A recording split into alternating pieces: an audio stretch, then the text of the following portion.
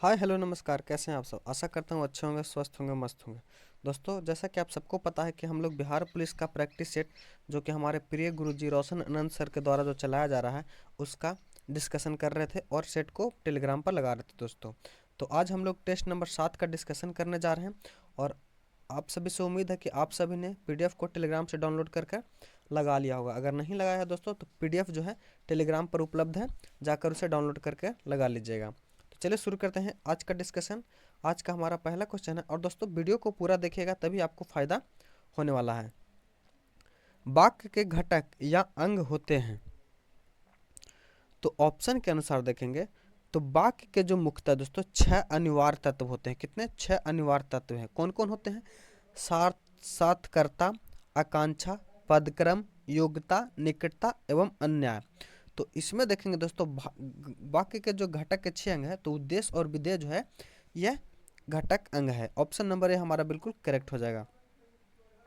अगला प्रश्न बोल रहा है दोस्तों, जिन वाक्यों में एक उद्देश्य तथा एक विधेय होता है उसे क्या कहते हैं? तो जिन वाक्यों में एक उद्देश्य एवं एक विधेय होता है उसे सरल वाक्य कहा जाता है। क्या? सरल वाक्य, यानी ऑप्शन नंबर बी जो हमारा बिल्कुल करेक्ट है। वहीं दोस्तों बात कर लें संयुक्त वाक्य की, तो संयुक्त वाक्य किसे कहा जाता है? तो संयुक्त वाक्य जो दोस्तों जिन वाक्यों में दो या दो से अधिक सरल वाक्य को जोड़कर मतलब योजक के जुड़े हो उसे संयुक्त वाक्य कहा जाता है। वहीं दोस्तों बात कर लें मिश्र वाक्य की, तो मिश्र वाक्य जो है जिन वाक्यों में एक प्रधान उपवाक्य हो और एक अन्य आश्रित उपवाक्य हो उसे मिश्र वाक्य कहते हैं। तो आशा करता हूँ ये प्रश्न आपको क्लियर हो गया होगा। चलिए शुरू कर चलते हैं अगले प्रश्न की ओर। अगला प्रश्न हमारा अभिज्ञ का विलोम है। तो अभिज्ञ का विलोम जो हो जाएगा दोस्तों अनभिज्ञ होता है। क्या? अनभिज्ञ। ऑप्शन नंबर ए जो हमारा बिल्कुल करेक्ट हो जाएगा। आज्ञ का विलोम जो दोस्तों बिग होगा। क्या? बिग की बात कर लें तो आज्ञ का विलोम बिग होगा।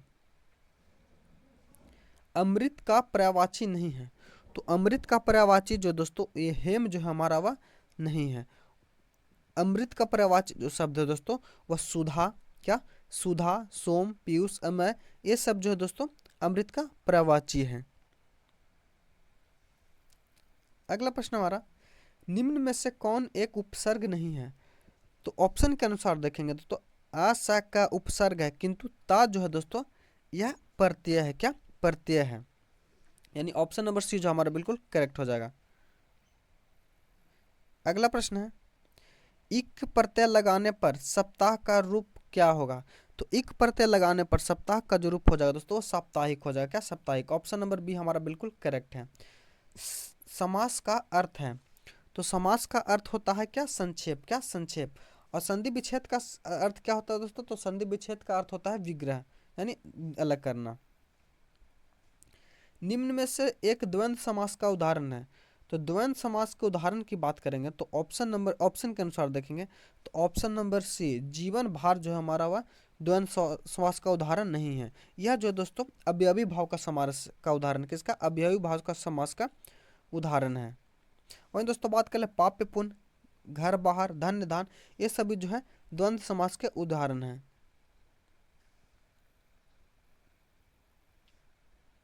किस अधिनियम के द्वारा ईसाई मिशनरियों को भारत में धर्म प्रचार करने की अनुमति दी गई? तो यह जो दिया गया दोस्तों चार्टर एक्ट 1813 में। ऑप्शन नंबर बी जो हमारा बिल्कुल सही हो जाएगा। पोटाली श्री रामुल्लू का संबंध है, तो पोटली श्री रामुल्लू जो है दोस्तों इनका संबंध जो है तो भाषाई आधार पर पृथक राज्य की मांग करने के लिए एक कांग्रेस नेता थे। यह भी सही है दोस्तों, यानी ऑप्शन नंबर ए जो हमारा सही हो जाएगा। और इन्हों के सहयोग से दोस्तों 1853 में जब इनकी मृत्यु हो गई थी तब जो है भाषाई आधार पर गठित होने वाला पहला राज्य जो आंध्र प्रदेश बना था। 103वां संविधान संशोधन अधिनियम प्रावधान करता है, तो 103वां संविधान संशोधन अधिनियम जो प्रावधान करता है यह क्या करता है?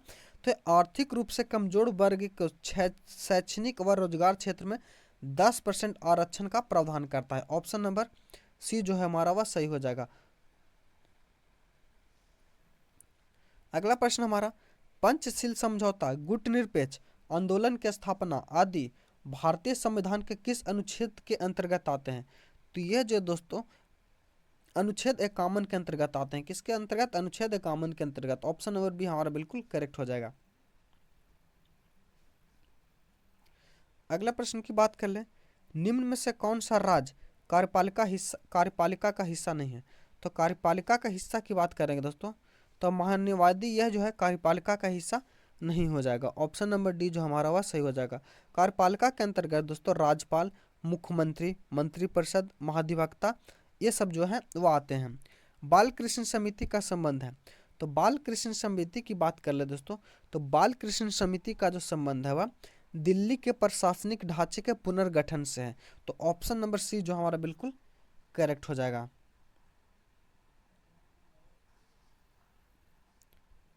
निम्न में से किस अनुच्छेद का अब तक 100 से अधिक बार प्रयोग किया जा चुका है? तो ऑप्शन नंबर बी यानी अनुच्छेद 356 का जो प्रयोग है दोस्तों वह 100 से अधिक बार किया जा चुका है। अगला प्रश्न है, 1907 में एक रॉयल आयोग का गठन किसकी अध्यक्षता में किया गया था? तो 1907 में रॉयल आयोग का जो गठन किया था यह किसकी अध्यक्षता में किया गया था? तो हॉब हाउस के अध्यक्षता में। ऑप्शन नंबर सी जो हमारा बिल्कुल सही हो जाएगा। राष्ट्रीय गौरव का अनादर करने के लिए सजा प्राप्त व्यक्ति कितने वर्षों तक लोकसभा व राज्य विधानसभा का चुनाव लड़ने में अयोग्य होगा? तो वह जो होगा 6 वर्षों के लिए। कितने के लिए? 6 वर्षों के लिए। ऑप्शन नंबर ए हमारा बिल्कुल करेक्ट है दोस्तों। अगला प्रश्न है, निम्न में से कौन दिए गए विकल्पों की बढ़ता क्रम में सबसे ऊपर होंगे? तो सबसे बढ़ता क्रम में सबसे जो ऊपर होगा दोस्तों वो ऑप्शन के अनुसार देखेंगे तो भारत रत्न प्राप्त व्यक्ति। ऑप्शन नंबर डी जो हमारा वह सही हो जाएगा। इसमें विषम चुनने की बात कर रहा है दोस्तों, तो इसका जो ऑप्शन नंबर डी है वो सही हो जाएगा। 20 नंबर की बात करेंगे दोस्तों, तो 20 नंबर में जो दोस्तों यह ऑप्शन नंबर बी हमारा सही हो जाएगा। 21 नंबर में ऑप्शन नंबर डी हमारा सही हो जाएगा। 22 नंबर की बात करेंगे तो 22 में ऑप्शन नंबर डी हमारा सही हो जाएगा, संपादक। हम 23 नंबर प्रश्न को देखेंगे तो 23 नंबर का जो हमारा उत्तर हो जाएगा दोस्तों वह 13 हो जाएगा। क्या? 13। अगला प्रश्न है, identify the segment that continuous as a what does kangaroo eats they are quite strong. तो इसका जो आंसर हो जाएगा क्या दोस्तों? तो यह जो होगा what does kangaroos. Option number B हमारा बिल्कुल सही हो जाएगा। अगला बोल रहा है, select the misspelled word given below. तो मिस स्पेल्ड का जो बात करेंगे दोस्तों तो इसमें वर्ड हो जाएगा क्या? तो टॉलरेंस हो जाएगा। क्या? टॉलरेंस। ऑप्शन नंबर डी हमारा बिल्कुल सही हो जाएगा। एंटोनिम पूछ रहा है दोस्तों, तो प्योर। तो प्योर का मतलब होता है शुद्ध। क्या? शुद्ध। तो इसका जो एंटोनिम हो जाएगा वो हमारा क्या हो जाएगा? टेनिडी हो जाएगा। क्या? ऑप्शन नंबर डी हमारा सही हो जाएगा। अगला है, द गिफ्ट ऑफ गैब। द गिफ्ट ऑफ गैब को क्या कहते हैं? तो द गिफ्ट ऑफ गैब जो दोस्तों इसे जिहा पर या भाषण पर कहा जाता है। क्या? जिहा पर या भाषण पर। यानी बात कर लें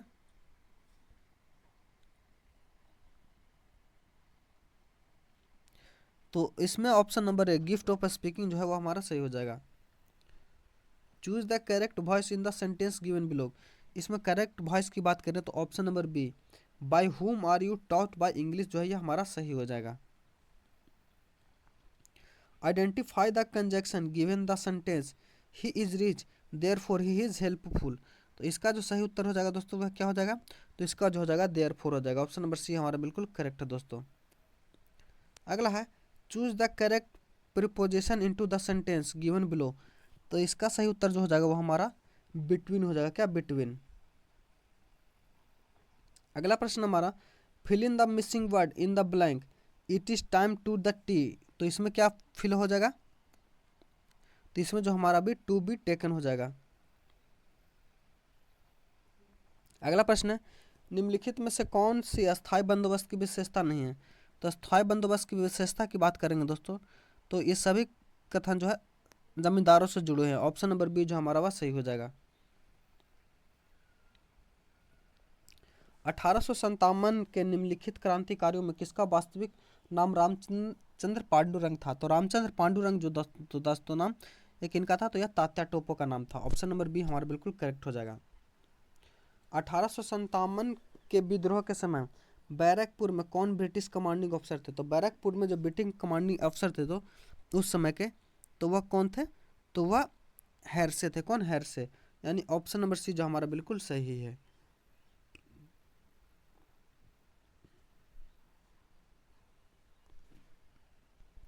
इनमें से किस प्रसिद्ध समाज सुधारक ने ज्ञान योग, कर्मयोग और राजयोग पुस्तक लिखी है? तो यह किसने लिखी है? तो यह जो है दोस्तों पुस्तक लिखी गई है स्वामी विवेकानंद के द्वारा। ऑप्शन नंबर सी हमारा बिल्कुल करेक्ट हो जाएगा। सिकंदर ने विजय प्राप्त करने के उपलक्ष्य में किस नगर की स्थापना की थी? तो सिकंदर ने विजय प्राप्त करने के उपलक्ष्य में जो दोस्तों वह निकैया और बौफला की स्थापना की थी। यानी ऑप्शन नंबर डी जो हमारा वह सही हो जाएगा। निम्नलिखित में से किसने अपने ग्रंथ माध्यमिक सूत्र के सापेक्ष के सिद्धांत का प्रतिपादन किया? तो यह किसने किया है?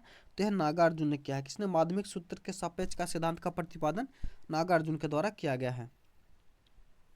सन 1942-43 में अब्दुल रजाक ने किस वंश का शासक शाहरुख के राजदूत के रूप में विजयनगर साम्राज्य का दौरा किया था? तो यह किसने किया था दोस्तों? तो यह तैमूर राजवंश ने किया था। ऑप्शन नंबर डी हमारा सही हो जाएगा।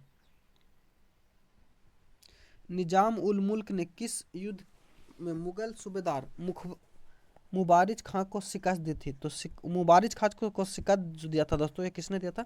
तो 1724 में निजाम उल मुल्क ने शंकर खेड़ा के युद्ध में मुगल सूबेदार मुबारिज खां को शिकस्त दी थी। यानी ऑप्शन नंबर ए जो हमारा वह सही हो जाएगा।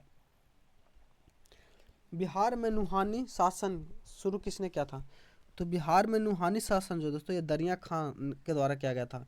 ऑप्शन नंबर ये हमारा सही हो जाएगा।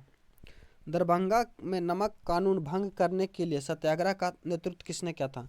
तो दरभंगा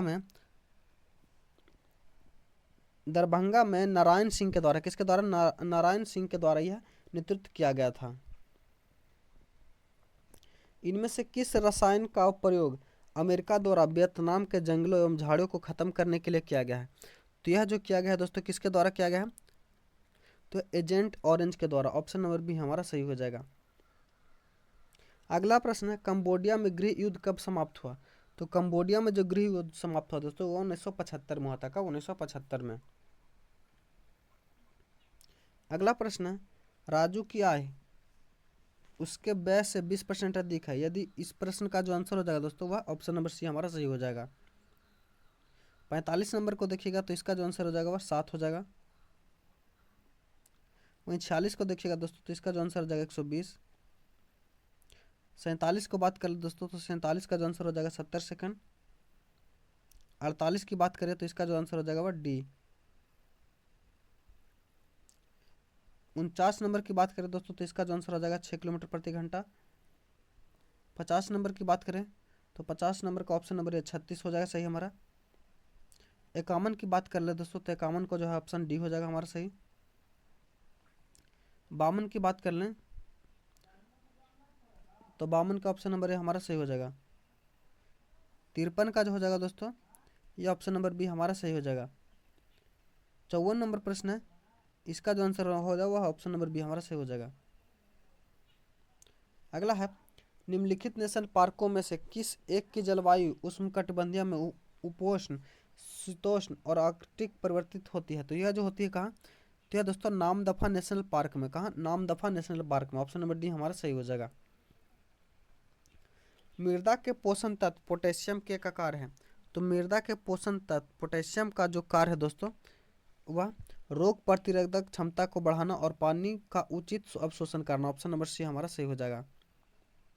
अगला है, फर्टिगेस विधि से सिंचाई का आधुनिक खोज किस देश से हुई है? तो फर्टिनेट से सिंचाई की आधुनिक खोज जो है दोस्तों इजराइल से हुई है। कहाँ से? इजराइल से। भूतल पर बिंदु जो उद्गम केंद्र के समीप होता है वह कहलाता है? तो भूतल पर बिंदु जो उद्गम केंद्र के समीप होता है वह अधिक केंद्र कहलाता है। क्या? अधिक केंद्र। भूताप ऊर्जा का शीर्ष उत्पादक देश है? तो भूतापीय ऊर्जा का शीर्ष उत्पादक जो दोस्तों ये यूएसए है। कौन? यूएसए। वर्ष 2011 के जनगणना के अनुसार बिहार का जनसंख्या घनत्व कितना है? तो इसका जो जनसंख्या घनत्व दोस्तों 1106 व्यक्ति प्रति वर्ग किलोमीटर। समस्त बिहार में आर्द्रता न्यूनतम किस माह में रहता है? तो समस्त बिहार में आर्द्रता जो न्यूनतम रहता है दोस्तों वह अप्रैल माह में रहता है। किसमें? अप्रैल माह में। राजगीर के ब्रह्मकुंड का औसत तापमान कितना रहता है? तो राजगीर के ब्रह्मकुंड का औसत तापमान जो रहता है दोस्तों वह 87 डिग्री सेंटीग्रेड रहता है। निम्नलिखित में से किस समिति का संबंध चुनाव सुधार से है? तो चुनाव सुधार से देख लेंगे दोस्तों, तो दिनेश गोस्वामी समिति का संबंध जो है चुनाव सुधार से है। ऑप्शन नंबर डी हमारा सही हो जाएगा। इंद्रधनुष योजना का संबंध है, तो इंद्रधनुष योजना का संबंध जो दोस्तों सार्वजनिक क्षेत्रों में बैंकों से है, यानी ऑप्शन नंबर ए जो हमारा बिल्कुल करेक्ट है। अगला है बंद अर्थव्यवस्था है जिसमें, तो बंद अर्थव्यवस्था वह अर्थव्यवस्था जिसमें ना तो निर्यात होता है ना ही आयात होता है। निम्नलिखित में से किस प्रधानमंत्री द्वारा उदारीकरण, निजीकरण और भूमंडली की नई आर्थिक नीति अपनाई गई? तो यह जो कब अपनाई गई? तो पीवी नरसिम्हा राव के द्वारा। पंचवर्षीय योजना की प्राथमिकता क्या थी? तो पंचवर्षीय योजना की जो प्राथमिकता थी दोस्तों यह डोमर, यह कृषि का विकास था। गांधी योजना का विचार किसने प्रस्तुत किया था? तो गांधीवादी योजना का जो विचार है दोस्तों यह जो है श्री नारायण अग्रवाल ने किया था। भारत में नियोजित विकास की रूपरेखा का प्रस्तुतिकरण जयप्रकाश नारायण द्वारा कब किया गया था? तो यह जो किया गया था दोस्तों 1950 में। 1950 में। नीति आयोग के विषय में निम्नलिखित कथनों में से कौन सा कथन सही नहीं है? नीति आयोग की स्थापना जो दोस्तों 1 जनवरी 2015 को हुए थे, तो यह इसमें जो 2016 दिया है यह जो हमारा गलत है। समस्थानिक के संदर्भ में निम्न में से कौन सा कथन सत्य नहीं है? तो सत्य कथन की बात करें दोस्तों तो किसी भी तत्व में समस्थानिक के भौतिक गुण प्राय भिन्न भिन्न होते हैं। तो ऑप्शन नंबर की बात करेंगे तो ऑप्शन नंबर बी जो हमारा बिल्कुल करेक्ट हो जाएगा। वैद्युत संयोजक यौगिक के द्रव्यनांक और क्वथनांक कुछ होते हैं क्योंकि इनमें क्या होता है? तो इनमें जो होते हैं दोस्तों मजबूत आंतरिक आकर्षण बल होता है। ऑप्शन नंबर ए हमारा सही हो जाएगा। अगला है अवोगाद्रो की परिकल्पना के अनुसार यदि समान ताप और समान दाब गैस का आयतन भी है तो वह वस्तु के मोलों की संख्या में कौन सा सत्य है? तो इस ऑप्शन के अनुसार देखेंगे तो इसका जो आंसर हो जाएगा दोस्तों हमारा ऑप्शन नंबर सी सही हो जाएगा। निम्न में से कौन सा एक इंटेमनी का अयस्क है? तो इंटामेनी का जो अयस्क है दोस्तों यह स्टीबनाइट है। ऑप्शन नंबर ए हमारा सही हो जाएगा।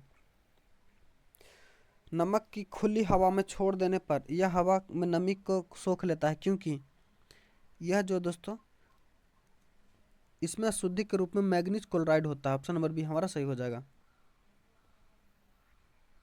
जीवित मानव के शरीर में सबसे कम पाया जाने वाला तत्व है, तो जीवित मानव के शरीर में सबसे कम पाया जाने वाला तत्व जो दोस्तों ये मैग्नीज है। कौन? मैग्नीज।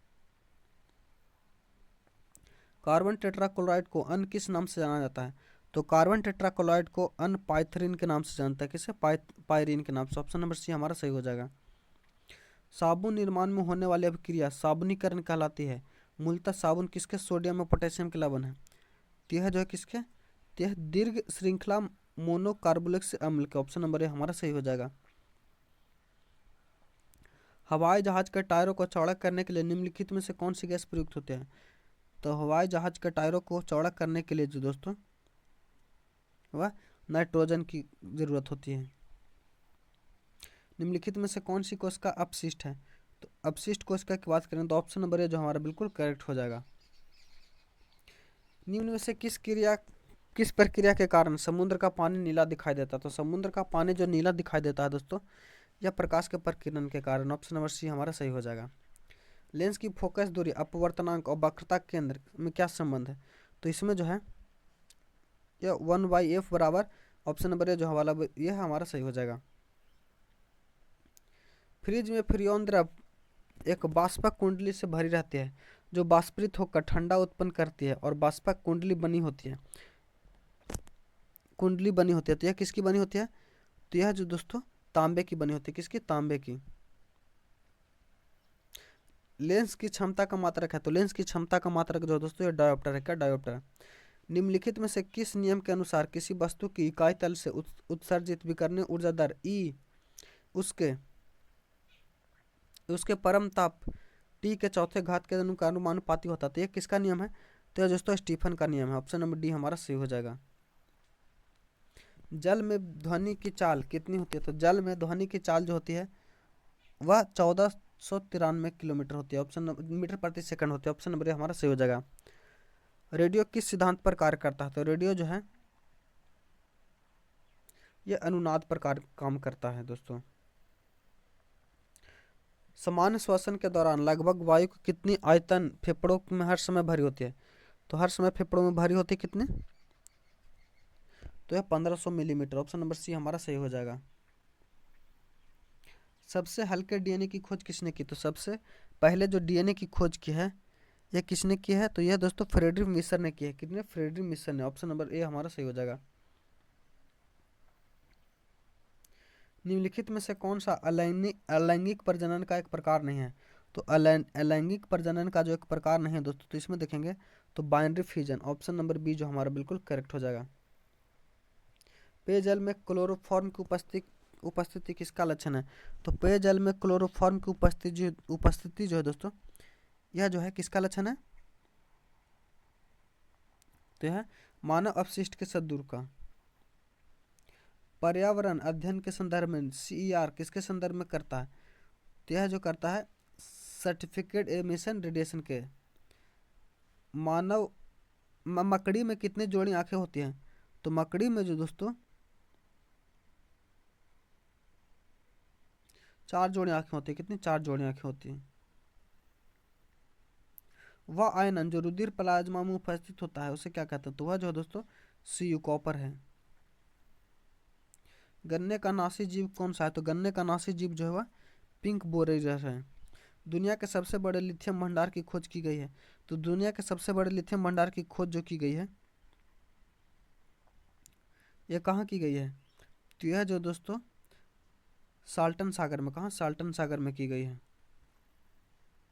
मोबाइल ब्रिज सिस्टम सर्वत्र किसके द्वारा लॉन्च किया गया है? तो यह जो है DRDO के द्वारा। किसके द्वारा? DRDO के द्वारा लॉन्च किया गया है। PM जनमन अभियान का संबंध है। तो PM जनमन अभियान का संबंध जो दोस्तों ये जनजातियों से। किससे? जनजातियों से। दिसंबर 2023 में पूर्वी क्षेत्रीय परिषद की 26वीं बैठक का आयोजन किया गया था। तो इसका जो आयोजन किया गया था दोस्तों वह पटना में। कहाँ? पटना में। 16वें वित्त आयोग के अध्यक्ष के रूप में निम्न से किसे नियुक्त किया गया है? तो 16वें वित्त आयोग के रूप में अरविंद पनगड़िया को नियुक्त किया गया है। आशा करता हूँ वीडियो आपको अच्छा लगा। अगर चैनल पर नया है तो चैनल को सब्सक्राइब कर लीजिए और टेलीग्राम चैनल से जुड़ जाइए। मिलते हैं अगले वीडियो में, तब तक के लिए धन्यवाद। जय हिंद।